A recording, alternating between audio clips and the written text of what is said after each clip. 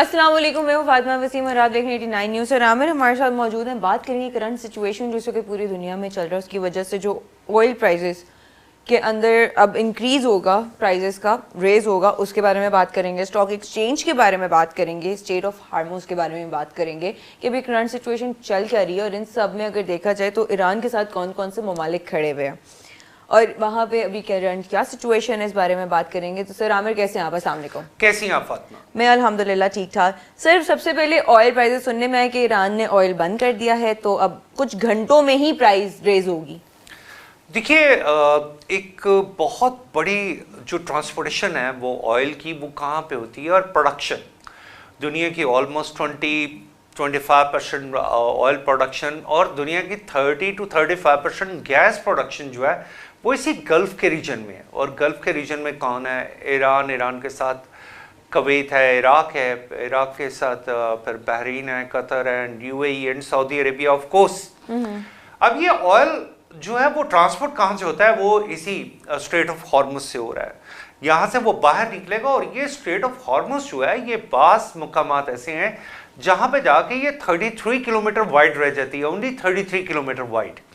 और 33 kilometre wide में भी बहुत सारा ऐसा एरिया है कि जहाँ पे बड़ा शिप नहीं चल सकता, तो ये और नैरो हो जाती है क्योंकि वहाँ पे ज़मीन का लेवल थोड़ा सा ऊंचा है, समंदर का लेवल जो है वो समंदर थोड़ा नीचे है, तो इसलिए वहाँ से बहुत ज़्यादा ट्रांसपोर्टेशन हो नहीं पाएगी। और ईरान चूँकि इस वक्त ऑयल प्रोडक्शन में, ऑफ कोर्स भले दुनिया में उसका ऑयल वैसे नहीं बिक रहा, लेकिन उसकी प्रोडक्शन बहुत बड़ी है। कुवैत की बहुत बड़ी प्रोडक्शन है, यूएई इसी तरह, फिर गैस में कतर, बहरीन, ये सब तमाम ममालिक जो हैं इनका एक बहुत बड़ा इनकी इकॉनमी का कंट्रीब्यूशन है। उस कंट्रीब्यूशन का अब जैसे ही पता चलता है कि डिमांड एंड सप्लाई में थोड़ा सा इफेक्ट आया है तो फौरी तौर पे प्राइसेस बढ़नी शुरू हो जाएंगी। और एक चीज मैं आपको और बता दूं, अमेरिका ये भी नहीं चाहेगा कि ऑयल की प्राइसेस जरूरत से ज्यादा बढ़े। जब ऑयल की प्राइसेस बढ़ती हैं तो आपकी तरक्की का अमल स्लो हो जाता है। ये यूरोप और अमेरिका, ये आज भी बहुत सारे ममालिक they are dependent with the petroleum, कि पेट्रोलियम प्राइसेस क्या है। अगर पेट्रोलियम प्राइसेस बहुत ज्यादा हो जाती हैं तो वहां पे कॉस्ट ऑफ प्रोडक्शन मुमकिन नहीं रहती। नंबर दो, इसका अब अगर प्राइस बढ़ती है ऑयल की तो इसका इनडायरेक्टली एक और फायदा, एक ऐसा मुल्क है जिसको बेइंतहा फायदा होना शुरू हो जाएगा और उस मुल्क का नाम है रशिया। रशिया को कैसे फायदा होना शुरू होता है? रशिया एक तो नॉन ओपेक कंट्री है। रशिया उन रेगुलेशंस को भी नहीं मानता कि जी मैंने इतना ऑयल एक्सपोर्ट करना है और इतना नहीं करना। रशिया के पास ऑयल भी है और अगर प्राइस बढ़ जाती है तो वो इकोनॉमी स्ट्रेंथन होनी शुरू हो जाएगी रशिया की, तो जिसका अल्टीमेटली एक और इम्पैक्ट आएगा जो कि American they don't want it. तो प्राइस बढ़ेगी तो जरूर, लेकिन मेरा ख्याल है कि American and European union they are not in that favour कि आप ऑयल प्राइस को इतना बढ़ा दें कि उनकी जो लाइफ का जो साइकिल है वो डैमेज हो जाए। तो ये एक मेरा ख्याल है कि प्राइस बढ़ तो चुकी है और भी बढ़ेगी, but it will not go to that extent कि जैसे लोगों का ख्याल है कि ये पता नहीं 120-140 डॉलर पर बैरल पे चला जाएगा पेट्रोलियम। इतनी महंगाई नहीं होगी और इसका एक इम्पैक्ट भी आएगा पाकिस्तान में, क्या पूरी दुनिया में ग्लोबली आएगा, एक इम्पैक्ट आएगा। और पाकिस्तान में तो ख़ास तौर पे आपकी जो यहाँ पे कॉस्ट है, कॉस्ट ऑफ डूइंग बिजनेस, और आप कुछ ना कुछ इस वक्त, जैसे मैंने अपने एक प्रोग्राम में कहा था कि कुछ वक्त ऐसा भी आता है कि जब आप अपनी रेवेन्यू को पूरा करने के लिए sometime you increase the price a little with that petroleum products, तो उसका एक इम्पैक्ट आता है। तो वो इम्पैक्ट जो है अब पाकिस्तान की इकोनॉमी पे भी नेगेटिव होगा। बट सर अगर देखा जाए तो जो इस वक्त वर्ल्ड वाइड जो सिचुएशन चल रही है उसकी वजह से स्टॉक मार्केट भी काफ़ी फ्लक्चुएट कर रही होगी। स्टॉक मार्केट तो कोलैप्स कर रही हैं। अब आप ये देखें कि मिडिल ईस्ट के बहुत सारे कंट्रीज ऐसे हैं जिन्होंने अपनी स्टॉक मार्केट्स को बंद कर दिए। स्टॉक मार्केट हमेशा चलती है स्पेकुलेशन पे, अमन पे, तरक्की पे, और कोई ना कोई एक इंडिकेटर, एक कोई बात आ जाती है, एक बयान आ जाता है, फर्ज करें कि ट्रंप का एक बयान आ जाता है कि हम मिडिल ईस्ट में वॉर ख़त्म करने जा रहे हैं, आप देखेंगे एकदम बूम आ जाएगा स्टॉक एक्सचेंज पे, क्योंकि इन्वेस्टर इन्वेस्ट करना शुरू कर देगा। अभी जो सिचुएशन है मैं ये समझ रहा हूँ कि स्टॉक एक्सचेंज पूरे इस रीजन की भी और वर्ल्ड वाइड भी ये बड़े बुरे तरीके से इफेक्ट होंगी। और मोस्ट प्रोबेबली डॉलर की प्राइस जो पहले ही बहुत ज़्यादा है, वो डॉलर की डिपेंडेंसी की वजह से, सॉरी गोल्ड की प्राइस, आपकी गोल्ड की प्राइस जो है वो इंक्रीज होने का चांस फिर हो गया है कि गोल्ड की प्राइस इंक्रीज होगी इस वक्त जो सिचुएशन है। और फातिमा, अगर आप स्ट्रेटेजिकली थोड़ा सा देखें ना कि जो ईरान के ड्रोन्स हैं या ईरान के जो मिसाइल्स हैं ये इसराइल तक स्ट्राइक कर सकते हैं, लेकिन मैं इस चीज़ को समझ नहीं पाया कि इसराइल ने अगर ये थोड़ा कट कर दीजिएगा, ईरान ने अगर एक अटैक किया और वो अटैक अगर यूएई की रास्तों पे, दुबई के एयरपोर्ट को, बुर्ज अल खलीफा, अगर आप इस तरह के सिविल जो हैं उन पे भी अटैक करेंगे तो ये एक और नेगेटिव इम्पैक्ट आएगा। अटैक तो उन्होंने कर दिया हुआ जी, अटैक तो उन्होंने कर दिया है और उसका नेगेटिव इम्पैक्ट है भी है, और उसका नेगेटिव इम्पैक्ट कभी भी हमें अमेरिका को एक और एक्सक्यूज दे देते हैं इसी वजह से कि जी आप यहाँ पे हम और देर रुकना चाहते हैं, नहीं जी आपको बड़ा ख़तरा है, आपकी सलामती को ख़तरा है, मिडल ईस्ट की सलामती को ख़तरा है, तो this is another excuse to America.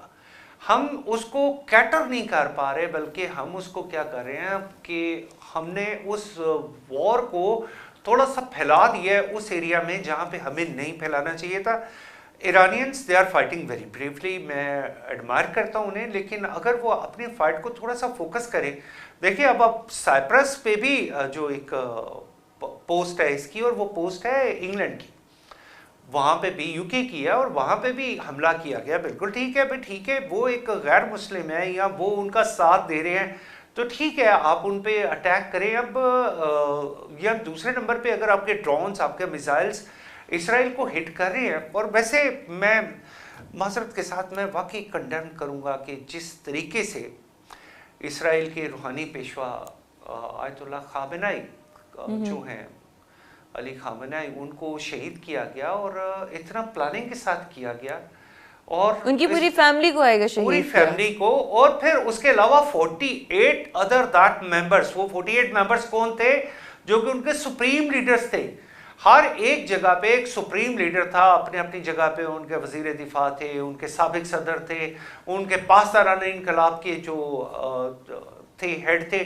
तो इस तरह करके वो उनकी एक सुप्रीम कमांड को, तो फातिमा ये एक ऐसी जिसे मैं कहता हूँ ये तो गद्दारी है ना जी, और गद्दारी भी कोई छोटी गद्दारी नहीं है, गद्दारी भी उस जगह पे की गई। आप दुनिया जानती है कि दुनिया में ट्रैक करना it is not that difficult. आप किसी जगह पे एक जीपीएस डिवाइस ही लगा देना तो वो जगह ट्रैक हो जाती है, तो इसका मतलब है वो जगह बग थी। अगर वो बग थी तो उसे बग करने वाला कौन था? वो बग करने वाले तो ईरान के वो जिन्हें हम कहते हैं हमेशा मुनाफिकीन, जिन्होंने ईरान को अंदर से नुकसान पहुंचाया, और वो खामेनी साहब जो हैं शहीद हो गए, उनके बड़े करीबी साथी होंगे जिन्होंने उसी जगह को पिन पॉइंट किया, या तो वो मिले हुए होंगे उनके साथ। भाई डेफिनेटली वो मिले हुए हैं, उन्होंने इतना एक स्पाई सिचुएशन जनरेट की है, तो वो मिले हुए थे। और ये एक सिनेरियो ऐसा है कि जो मैं समझता हूं कि ईरान के लिए थोड़ा सा अलार्मिंग है। ईरानीज as a nation they are very good, they are very brave, they have a great history also, they don't want to give up, they should not give up, मैं भी ये कहता हूँ। लेकिन ये जो आपके अंदर ही मुनाफिकीन बैठे हुए हैं, इनको आइडेंटिफाई करना भी ईरानियन गवर्नमेंट का काम था कि ईरानियन गवर्नमेंट उनको देखती कि ये कौन लोग हैं। अब इस सारे सिनेरियो के बाद अब वो अगली बात क्या कह रहे हैं हमारे प्रेसिडेंट ट्रम्प साहब? वो कहते हैं जी कि हम नजर रखे हुए हैं उन तमाम लोगों पे, उन तमाम के who is going to be the second in command, और हम उन पे भी नजर रखे हुए हैं। You are threatening to who?